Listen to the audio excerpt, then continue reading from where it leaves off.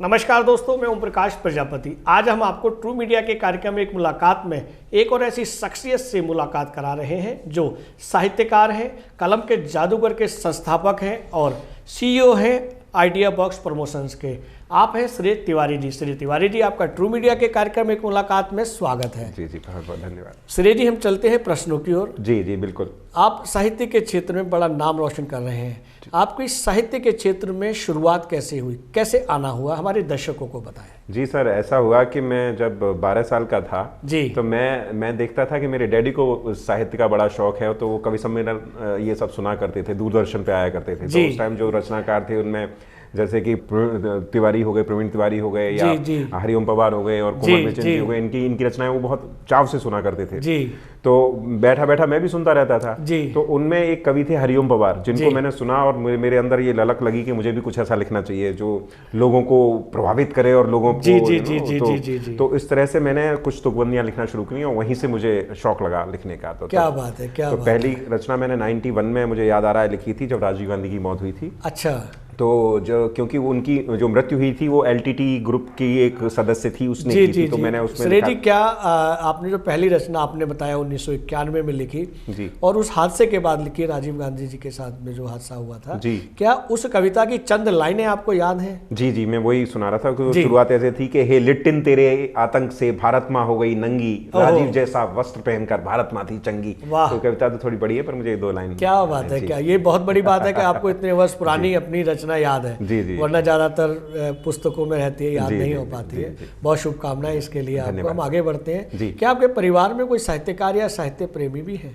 जी, साहित्यकार तो नहीं है लेकिन साहित्य प्रेमी है। जैसा मैंने बताया कि पापा जी कविताएं सुनते थे, कवि सम्मेलन सुनते थे, तो उनकी वजह से ही मैं लिख रहा हूँ, क्योंकि वो सुनते थे तो मैं जुड़ गया उनसे। क्या बात है, क्या बात है। तो आपके पापा जी सिर्फ सुनते ही थे, श्रोता थे और प्रेमी थे, लेखक नहीं बने आपकी तरह? नहीं, लेखक नहीं बने।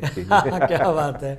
अभी हम बात कर रहे थे कलम के जादूगर संस्था की। कलम के जादूगर संस्था की शुरुआत आपने कब की और इसकी शुरुआत कैसे हुई, ये हमारे दर्शकों? जी बिल्कुल। तो कलम के जादूगर की संस्था की शुरुआत हमने की लॉकडाउन के पीरियड में 2020 में। जी। और ये माह था अक्टूबर 2020 का। जी। तो उस टाइम हम खाली बैठे हुए थे सब, जैसे कोरोना का दौर था, तो तब हमने इस संस्था की शुरुआत की और उसका उद्देश्य ये था कि हम चाहते थे कि जो नए रचनाकार हैं, जो आ रहे हैं, जिनको विधाओं का भी कुछ ज्ञान नहीं है, वो थोड़ी 4-5 लाइन लिख लेते हैं, तो उनको हम ये चाहते थे कि वो सीखें कि हिंदी काव्य धारा में कितनी विधाएं हैं। तो हर एक चीज को सीखते सीखते वो आगे बढ़े और हिंदी का रसास्वादन करें, हिंदी को समझें कितनी प्यारी भाषा है। तो ये सोचते हुए हमने इस ग्रुप की स्थापना की और आज इस ग्रुप में हमारे 45,000 मेंबर्स हैं और हम बहुत तरह की प्रतियोगिताएं करते हैं उनको प्रमोट करने के लिए। उनको बहुत सारे, जैसे कि हमारी 3 तरह की प्रतियोगिताएं होती हैं। एक होती है पोइट ऑफ द मंथ, जिसमें 4 चरण होते हैं, हर सप्ताह एक नया विषय दिया जाता है और उस पर रचनाकार अपनी रचनाएं लिखते हैं। उनमें से सेलेक्टेड रचनाकार फिर दूसरे चरण में पहुंचते हैं, फिर दूसरे चरण में एक नया टॉपिक दिया जाता है, फिर वहां से सेलेक्ट होते हैं, तीसरे चरण में पहुंचते हैं, फिर चौथे चरण में पहुंचते हैं। वहां से फिर अंतिम जो विजेता निकलता है उसको हम ट्रॉफी देते हैं, उसका एक इंटरव्यू करते हैं। हमारे साक्षात्कार होता है हमारे एक चैनल, कलम के जादूगर चैनल के एक प्रोग्राम में जिसका नाम है एक शाम कलमकारों के नाम। तो उसमें हम उनका साक्षात्कार करते हैं, उनको बड़ा स्पेशल फील होता है उनको। तो ये करते हैं। उसके बाद हमारी वीकली प्रतियोगिताएं होती हैं, साप्ताहिक प्रतियोगिताएं फेसबुक पर वो चलती हैं जी। और उसके साथ साथ हमारा एक और प्रोग्राम चलता है जिसका नाम है KKJ साहित्य रत्न जी। तो वो भी इसी तरह का, हम विधाओं से संबंधित उसमें प्रतियोगिताएं रखते हैं। वो भी 4 चरणों में पार होकर हमें एक विजेता मिलता है। आप अपने जो साहित्यकार नावांकुर हैं उनको कई चरणों में पास करते हैं। जब उन चरणों को आगे लेकर जाते हैं तभी उन्हें सम्मानित करते हैं और उनके साक्षात्कार भी करते हैं। बिल्कुल, उनके साक्षात्कार भी करते हैं। तो जो ये प्रक्रिया आप करते हैं, जो वहां तक नहीं पहुंच पाते, क्या वो भी उस प्रयास के साथ में आगे जाकर महीने में 15 दिन में वो भी उस स्टेज तक पहुंच पाते हैं? बिल्कुल, क्योंकि हम क्या करते हैं कि हम साथ साथ वर्कशॉप भी चलाते हैं, कार्यशाला। तो उसमें हम हिंदी विधाओं को सिखाते भी हैं, किसी लेजेंड को बुला के, अच्छे राइटर को बुला के। और उसके साथ साथ हम क्या करते हैं कि जो एक बार का विजेता है ना, हम उसको 2-3 महीने तक उसको दोबारा विजेता नहीं चुनते जी। क्योंकि अगर हम वही अच्छे राइटर को विजेता बार बार चुनते रहेंगे तो जो नया प्रयास कर रहे हैं उनको प्रोत्साहन नहीं मिलेगा, नए को मौका नहीं मिलेगा। तो इसके लिए हम फिर नए उनको 2-3 महीने बाद उनको दोबारा चुनते नहीं है, तो फिर जो नए लिखते हैं उनको प्रयास मिलता है। सनी जी, जैसे आपने बताया कि आप मंच के माध्यम से तमाम विधाओं को, नावांकुरों को आगे बढ़ाते हैं, सिखाते हैं, उनकी कार्यशाला लगाते हैं, तो आप गीत, गजल, छंद, मुक्तक व समसामयिक विषयों पर भी लिखते हैं। जी जी।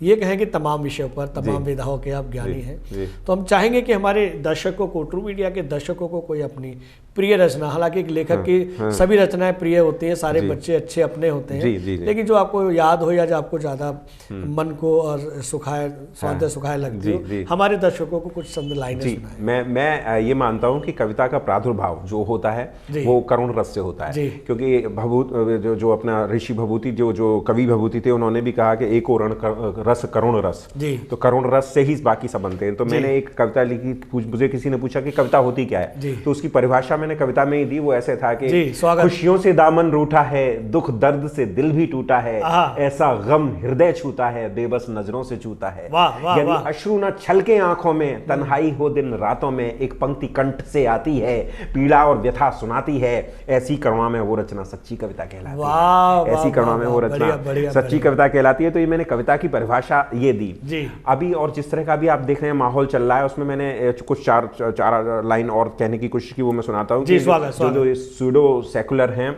जो धर्मनिरपेक्ष बन के दिखाते हैं, जो झूठे धर्मनिरपेक्ष बन के दिखाते हैं, तो मैंने उनको कुछ चंद लाइनें कही। वो इस तरह से था कि मैं अपने लिए कह रहा हूं कि धर्मनिरपेक्षता का ना कोई ढोंग है ना दिखावा है, धर्मनिरपेक्षता का ना कोई ढोंग है ना दिखावा है, मस्तक पर चंदन है और हाथों में बंधा कलावा है, और सहिष्णु मैं हूं इसलिए सबका एक केंद्र बिंदु हूं, सहिष्णु मैं हूं इसलिए सबका एक केंद्र बिंदु हूं, पर फख्र से कहता हूं मैं एक सनातनी हिंदू हूं, और फख्र से कहता हूं मैं एक सनातनी हिंदू हूं, फख्र से कहता हूं मैं एक सनातनी हिंदू हूं। वासुधैव कुटुंबकम की धारणा में मानता हूं। वासुधैव, ये हिंदू धर्म ही है जो कहता है कि पूरी पृथ्वी हमारा कुटुंब है, परिवार है जी। तो मैंने कहा कि वासुदेव कुटुंबकम की धारणा में मानता हूं, और धैर्य मुझ में है मगर प्रतिशोध लेना जानता हूं, और मत लगाओ आग मेरे सीने में और ज्यादा, मत लगाओ आग मेरे सीने में अब और ज्यादा, और क्या मेरा अस्तित्व है मैं स्वयं को पहचानता हूं। क्या बात है, बढ़िया, क्या मेरा अस्तित्व है मैं स्वयं। बहुत बढ़िया, बहुत बढ़िया, सुंदर पंक्तियां आपने सुनाई हैं, बहुत खूब। हम आगे बढ़ते हैं। जैसा कि आप एक चैनल भी है आपका, और कलम के जादूगर के नाम से एक ग्रुप भी है, जिसमें आपने बताया कि हजारों की संख्या में नामांकुर और वरिष्ठ लोग जुड़े हुए हैं। इस मंच के माध्यम से या साहित्य के माध्यम से आप हिंदी प्रचार प्रसार के लिए क्या कर रहे हैं, इस विषय पर भी आप हमें बताएं। जी, जैसा कि आप जानते ही हैं कि हमारा कलम के जादूगर इस साहित्य प्रचार प्रसार का ही एक कड़ी है कि इसमें हम प्रतियोगिताएं करते हैं और अच्छे राइटर्स मिलते हैं हमें।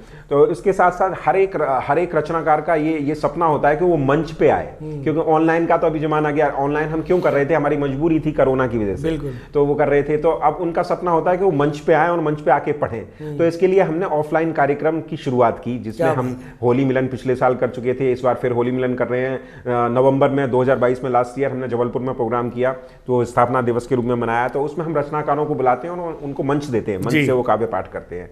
अभी भविष्य में मेरी योजना ये है कि मैं ये चाहता हूं कि ये लोग और आगे बढ़ें और हम कोई ऐसा प्रोग्राम उनको दें कि जिससे कि ये किसी टीवी चैनल पे या वहां जाके अपनी काव्य पाठ कर सकें। मेरी कोशिश है, मैं उसमें आगे कुछ काम करूं। बहुत शुभकामनाएं आपको, आपके इस प्रयास के लिए भी आपको शुभकामनाएं। बहुत धन्यवाद सर। श्रेय जी, अब तक आपकी कितनी साहित्यिक पुस्तकें प्रकाशित हो चुकी? जी, मेरी बहुत पहले प्रकाशित हुई है, 94 के आसपास, लेकिन तीन पुस्तकें मेरी प्रकाशित हुई। उसमें एक थी प्रेमसार, एक थी संभावनाओं के स्वर, और एक थी कांटों से भरी यादें, कुछ ऐसा। तो ये जो पुस्तकें ये काव्य के संबंधित थी या काव्य से संबंधित थी? जी, ये किन विधाओं पर आधारित है? जी, ये मिक्स रचनाएं थी, ऐसा कुछ सेलेक्टेड विधा से ऐसा नहीं था कि उसमें एक ही विधा हो, उसमें सब मिश्रित रचनाएं। चलिए, बहुत बधाई है आपको। धन्यवाद। हम चलते चलते एक अंतिम प्रश्न और आपसे करेंगे कि साहित्य के युवा साथियों को आप हमारे चैनल के माध्यम से क्या संदेश देना चाहते हैं? मैं युवाओं को ये संदेश देना चाहूँगा कि वो ज़्यादा से ज़्यादा पढ़ें, नए विधाओं को पढ़ें, किताबों को पढ़ें, और नए रचनाकारों को पढ़ें, नए रचनाकारों को सुनें, क्योंकि आजकल YouTube के माध्यम से सब कुछ उपलब्ध है। तो जितना नए रचनाकारों को सुनेंगे, पढ़ेंगे, उतना अच्छा लिखना सीखेंगे, और अपनी जो कमियां हैं उनको स्वीकार करना सीखें कि भाई मैंने कहाँ गलत लिखा है। कोई अगर आपको कमी बता रहा है तो उस कमी को पॉजिटिवली लें, सकारात्मकता के साथ लें, तो आप सुधार कर पाएंगे और अच्छा लिख पाएंगे आगे। बहुत अच्छा संदेश दिया आपने नामांकुर कवियों के लिए और साहित्यकारों के लिए। श्री तिवारी जी, आपने ट्रू मीडिया के कार्यक्रम में एक मुलाकात के लिए अपना बेशकीमती समय दिया, उसके लिए बहुत बहुत धन्यवाद। जी, आपका बहुत बहुत धन्यवाद जो आपने मुझे बुलाया। अगर आप ये वीडियो YouTube पर देख रहे हैं तो हमारे चैनल को सब्सक्राइब करें और बेल आइकन को दबाना ना भूलें। अगर आप Facebook पर ये वीडियो देख रहे हैं तो हमारे पेज को लाइक करें।